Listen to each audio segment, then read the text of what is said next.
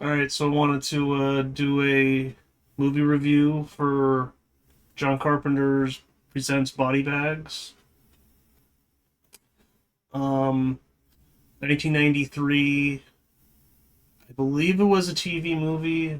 I may have had a limited theatrical release, not sure. Um, so this will just be full spoilers because it's an anthology. There's three different parts, and there's an intro part two that kind of leads into them. So,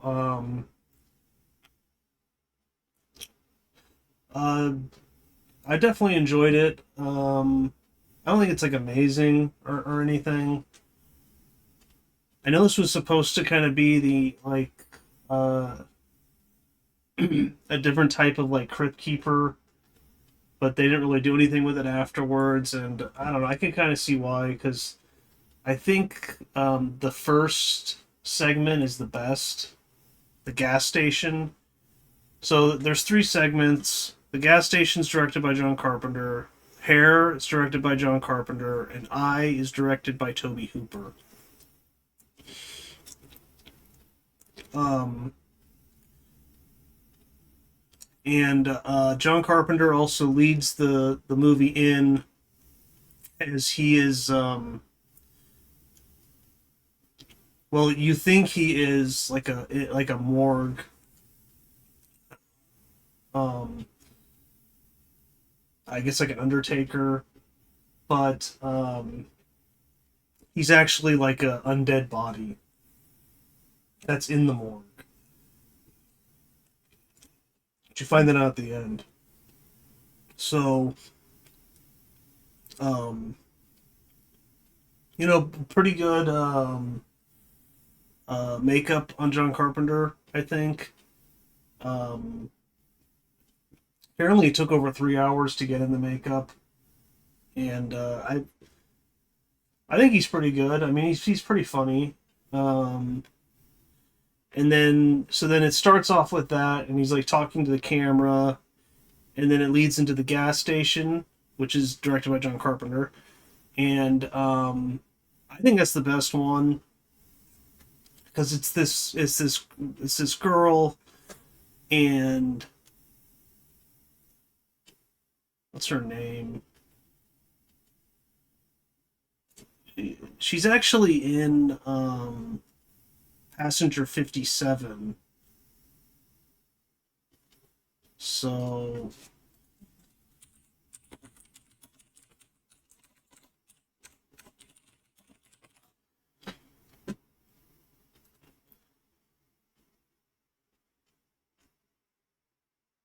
yeah, her name's Alex Datcher.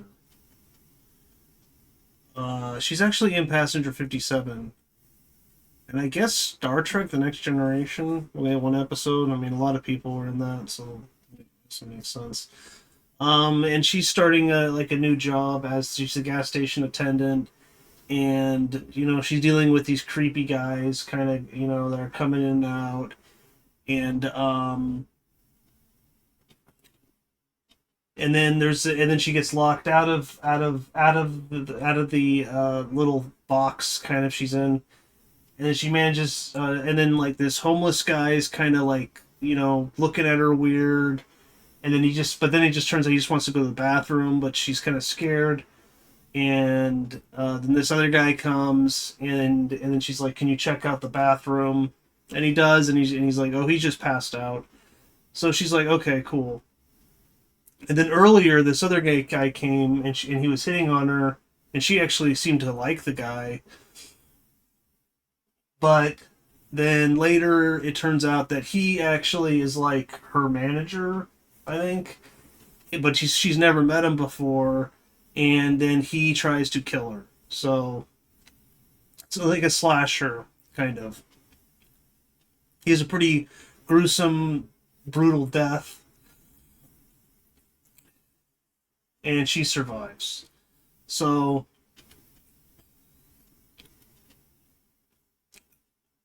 yes, a serial killer has broken into the mental hospital.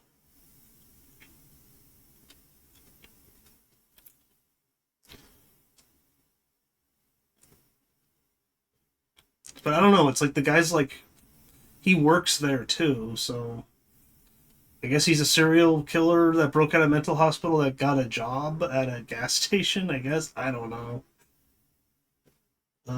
Attending worker she met earlier.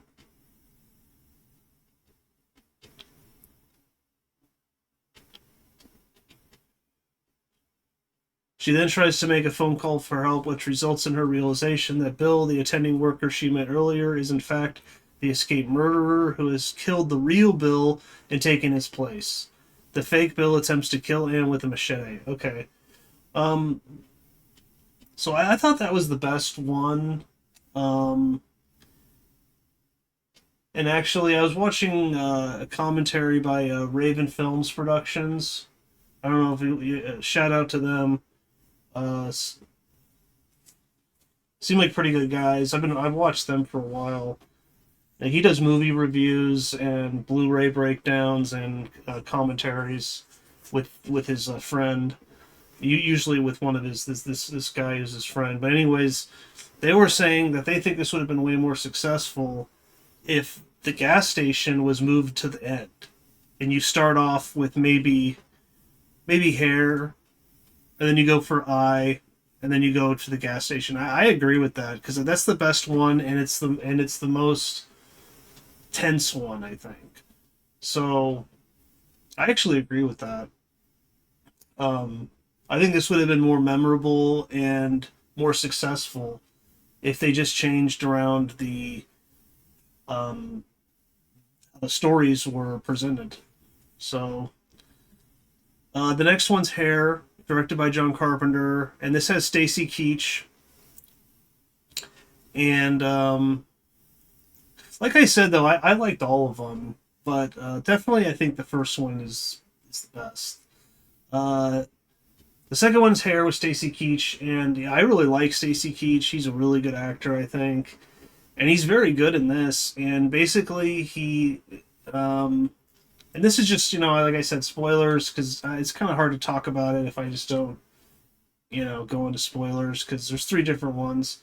So he's like this really successful guy. He has this nice place. He has a really hot girlfriend, but he's still unhappy because he's going bald, and he's just not happy with himself. He doesn't like how he looks.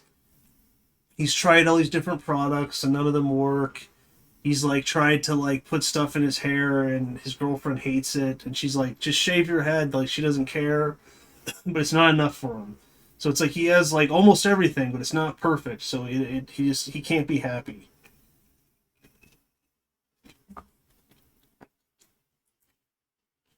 So he goes to this hair doctor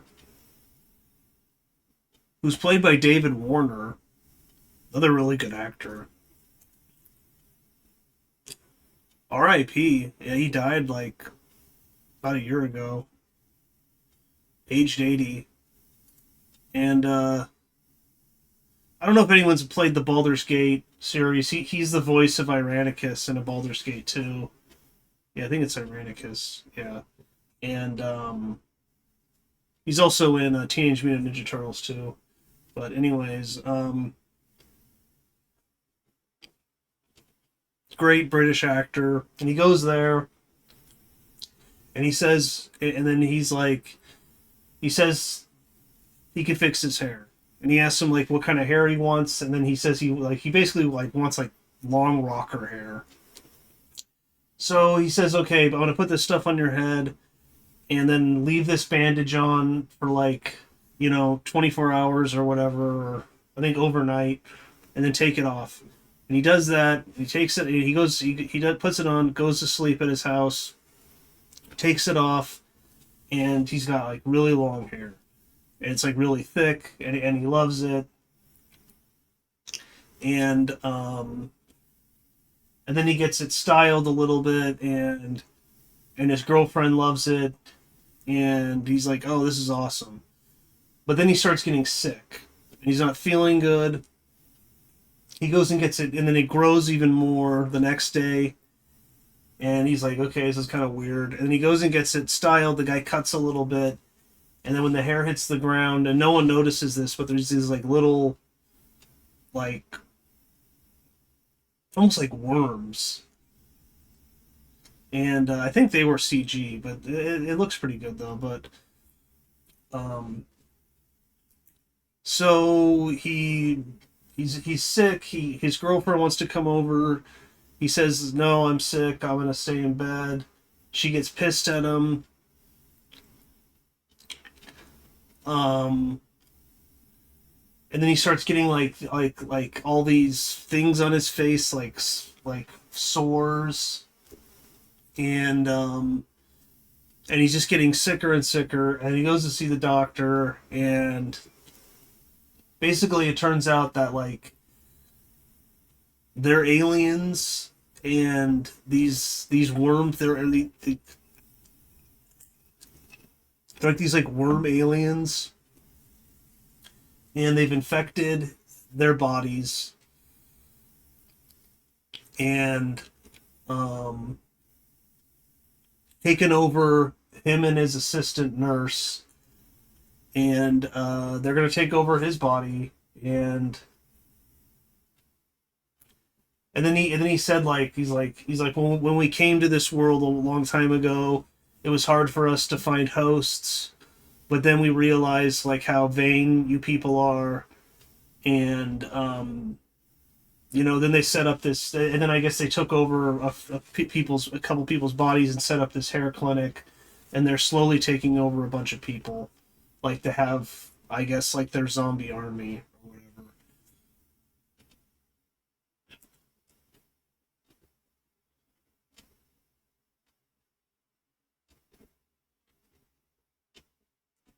The coroner reveals that later Richard jumped off the building with Stacy Keach, only to be hit by a moving car and then dragged underneath a moving train. Oh, okay. So then he ended up killing himself. Forgot that part. But he's kind of telling him that, like, dude, like these things are going to take over you, and he's just kind of sitting there and accepting it. And Stacy Keach is really good. I really like him as an actor. And then the third one is directed by Tobe Hooper, starring Luke Skywalker himself, Mark Hamill, which is pretty cool. Um, I think Mark Hamill's a pretty good actor. It's just his career just never took off really. It seems like after Star Wars, like, I mean, what is he in that? Like, he's in this, and I can't really think of that much more. I mean, obviously he's the Joker in the animated series for that. I mean, that's different. That's voice acting. So, but I don't know. His career, he just never really got that much. It's too bad. I mean, I've always liked him as an actor. I mean, except for The Last Jedi, of course, but that's not his fault. He already agreed to that movie before he did it, because he thought George Lucas was going to direct it, but then George Lucas sold it to Disney. So, whatever. Um, but anyways, he's this minor league baseball player, and he thinks he's about to be called up to the majors because he's doing really good. Um,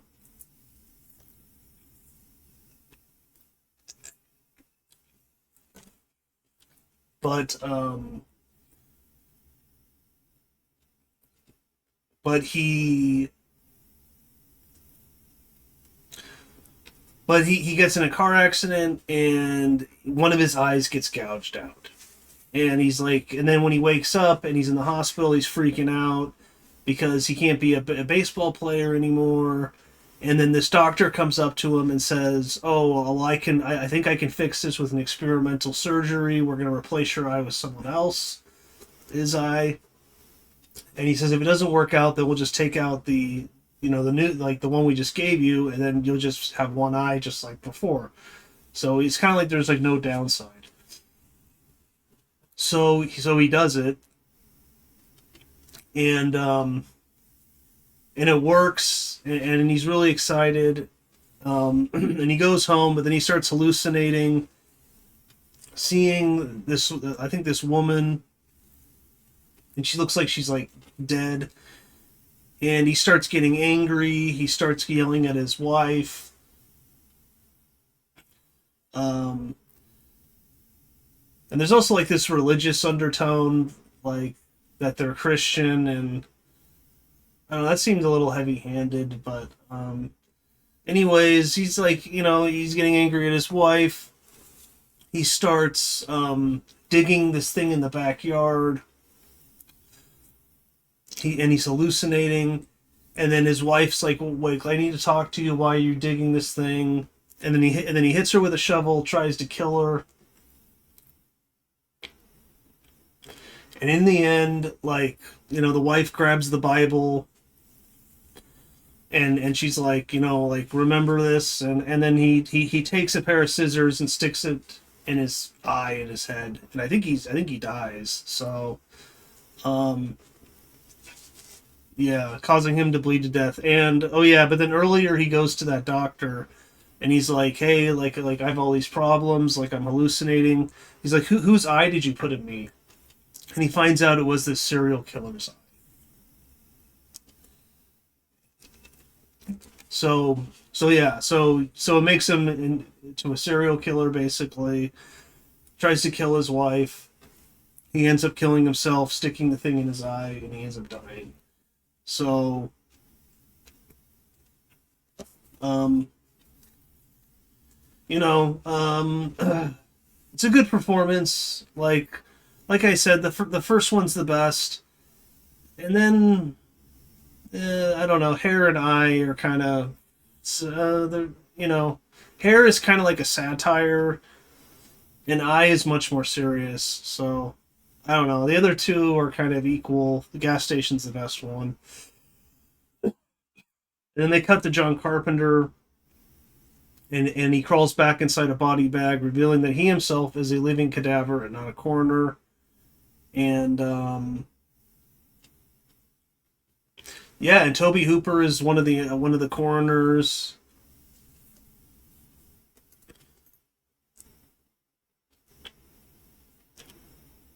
Oh yeah, there's also a picture of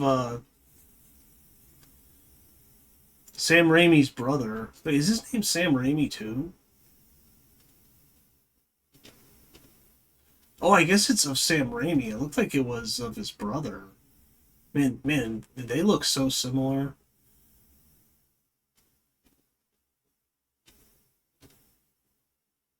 Oh yeah, and then Tom Arnold's at the very end, and he's a coroner too, which is hilarious. With Tobe Hooper as a coroner. So I don't know. I mean, overall, it's if you're into anthologies, check it out.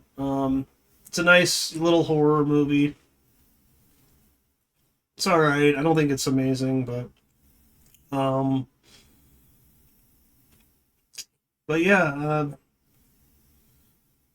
Okay, it was for Showtime.